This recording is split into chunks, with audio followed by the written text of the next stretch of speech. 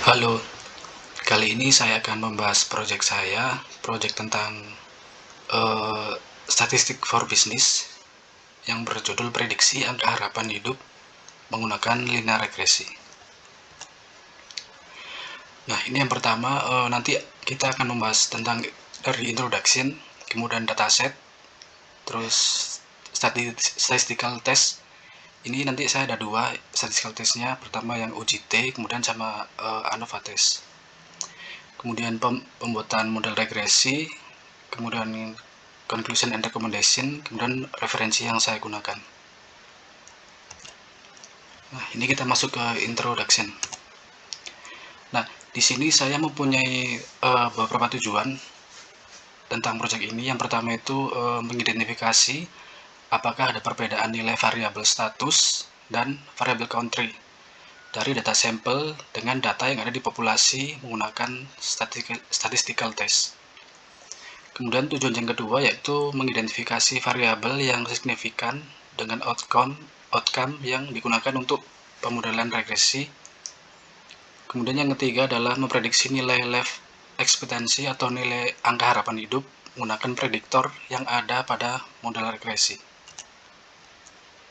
Kemudian pembahasan tentang dataset, yaitu ini dataset saya berasal dari Kaggle Public Dataset yang mempunyai 22 variabel dan 2938 baris. Ini adalah sebagian variabel yang nanti akan digunakan sebagai prediktor. Pertama itu ada status, ini mempunyai nilai developing atau developed yang nanti akan kita gunakan proses one-hot encoding supaya lebih mudah interpretasi. Yang kedua adalah life expectancy atau ekspektasi umur yang akan menjadikan outcome. Kemudian alkohol atau konsumsi alkohol dalam satuan liter. Selanjutnya adalah polio. Ini adalah cakupan imunisasi polio dan satuannya ada persen. Kemudian ada population, yaitu jumlah populasi. Kemudian income composition of resource, yaitu indeks pembangunan manusia. Dan income composition of resource ini mempunyai nilai itu dari rentang 0 sampai 1, sehingga nanti akan dilakukan proses scaling supaya lebih mudah dalam interpretasi.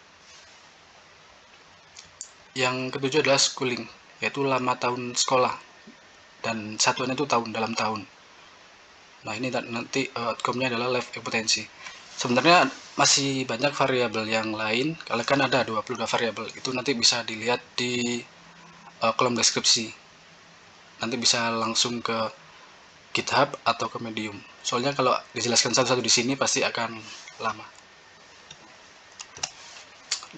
Nah, ini adalah selanjutnya pembahasan proyeknya. Nah, di sini saya mendefinisikan beberapa problem yang harus diselesaikan. Problem yang pertama itu variabel apa yang mempengaruhi terhadap life expectancy. Kemudian problem yang kedua itu variabel apa yang mempengaruhi hubungan yang kuat terhadap life expectancy.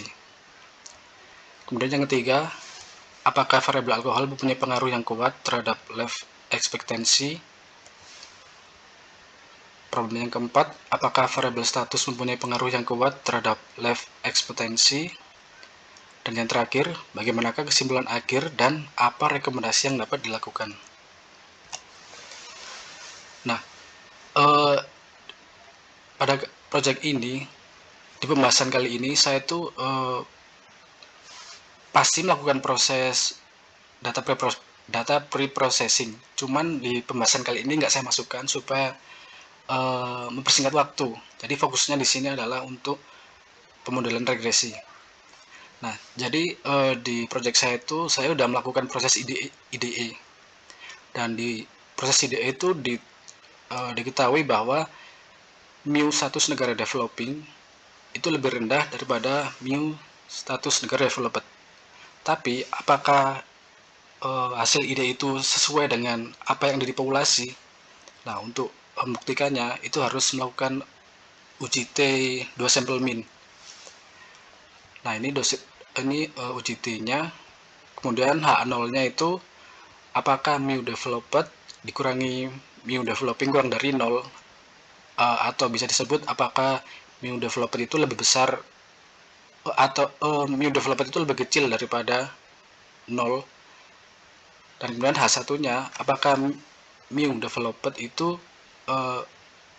lebih besar daripada mu developing.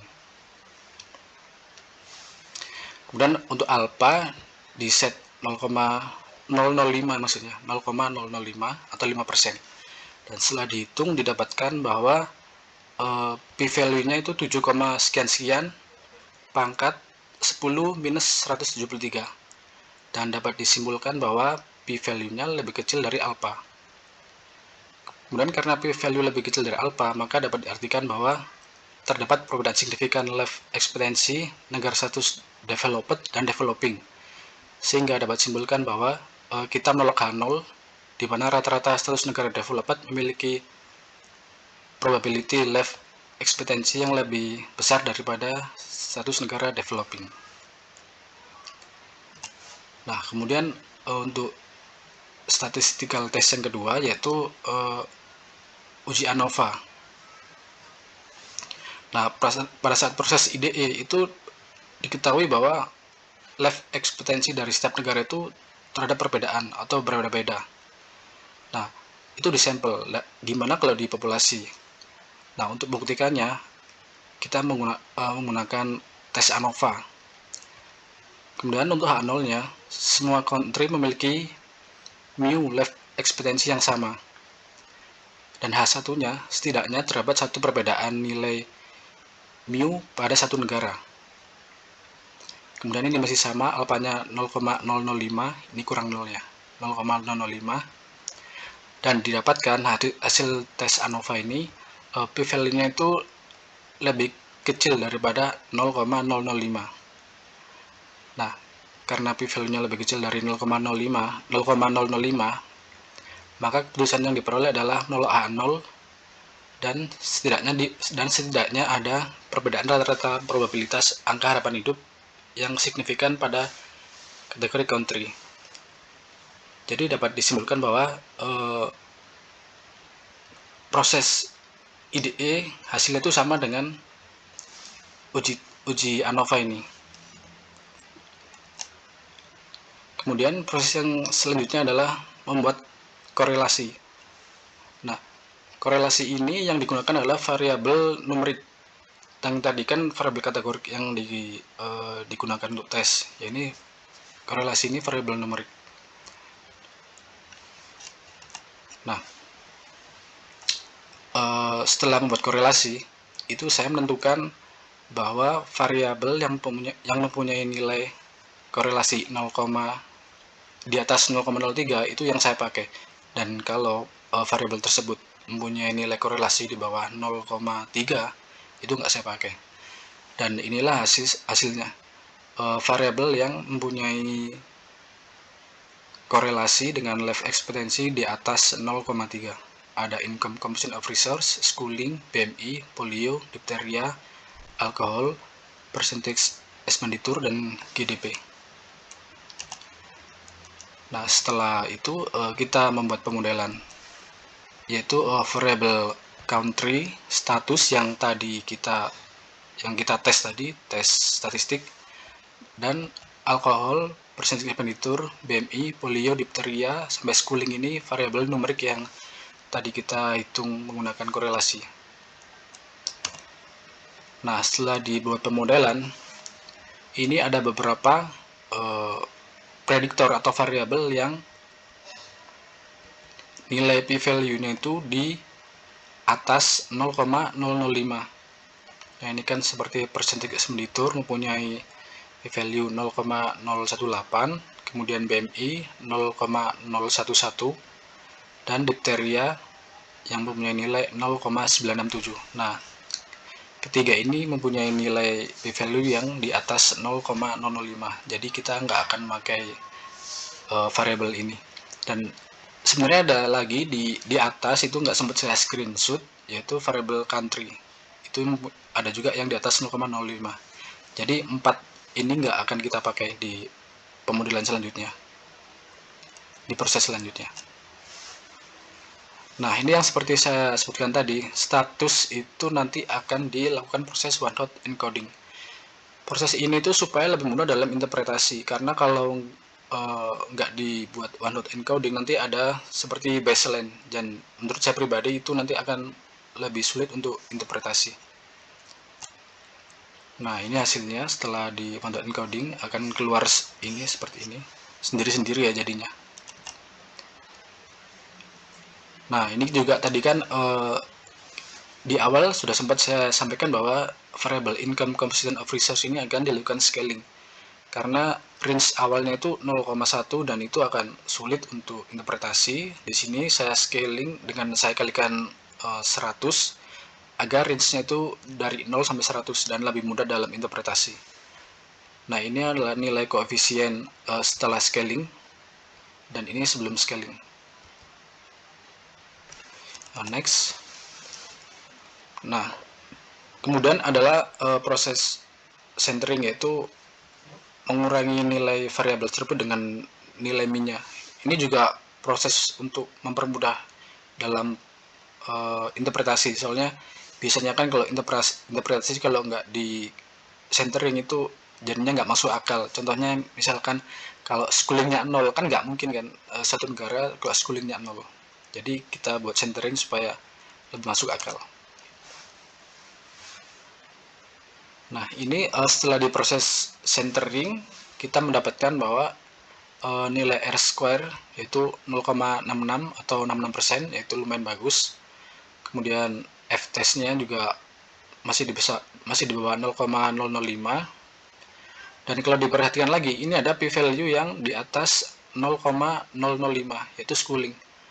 Nah, ini nggak masalah, soalnya proses perubahan ini tuh dikarenakan one hot encoding tadi. Jadi sebelum one hot encoding itu schooling itu p-value-nya di bawah 0,005. Jadi nggak masalah, ini dibiarkan saja, nggak apa-apa. Nah, ini hasil akhirnya adalah live expectancy-nya punya intercept 46. Dan ini dapat dilihat, ini minus sendiri tandanya. Jadi alkohol ini jika semakin naik maka akan menurunkan nilai life expectancy. Dan untuk prediktor yang lain sama ya, plus semua. Hanya ini aja, hanya alkohol yang minus. Ini plus, kemudian ini plus, kemudian ini juga plus. Next, kita masuk ke bagian conclusion and recommendation. Jadi keputusannya atau kesimpulannya, status negara developed atau maju itu mempunyai kecenderungan life expectancy lebih tinggi daripada status developing atau berkembang. Dan semakin banyak konsumsi alkohol, suatu negara mempunyai kecenderungan mengurangi life expectancy. Jadi sesuai dengan simbol di pemodelan tadi. Di ini, alkohol simbolnya negatif. Jadi semakin tinggi konsumsi alkohol juga semakin mengurangi life expectancy. Kemudian, semakin tinggi pendidikan seseorang atau schooling, variable schooling, mempunyai kecenderungan life expectancy yang lebih tinggi juga. Jadi, kalau schoolingnya tinggi, life expectancy juga tinggi. Sama juga dengan polio, jika imunisasi polio tinggi, maka life expectancy juga tinggi. Sama juga ini, variable yang terakhir ini, jika memiliki nilai yang tinggi, maka akan mempunyai life expectancy juga tinggi. Nah, untuk rekomendasi itu ada 3.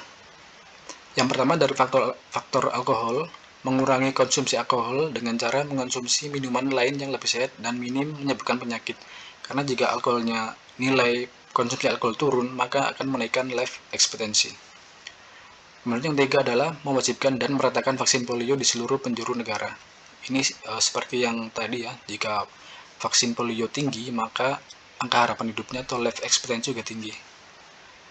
Kemudian yang ketiga adalah faktor schooling, mewajibkan dan menggratiskan sekolah minimal 12 tahun atau jenjang yang lebih tinggi lebih baik, sehingga akan berpengaruh pada pola pikir masyarakat tentang kesehatan atau gaya hidup sehat.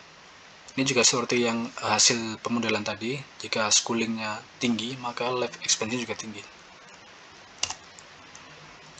Kemudian ini ada referensi yang saya pakai. Yang pertama itu materi pembelajaran di Pacman ya pastinya. Kemudian yang kedua adalah ini Kaggle. Ini saya dapat dataset dari sini, dari kaggle.com. Nah, begitulah penjelasan saya tentang project Statistic for Business ini. Mohon maaf jika ada yang kurang jelas atau belibet, dan terima kasih.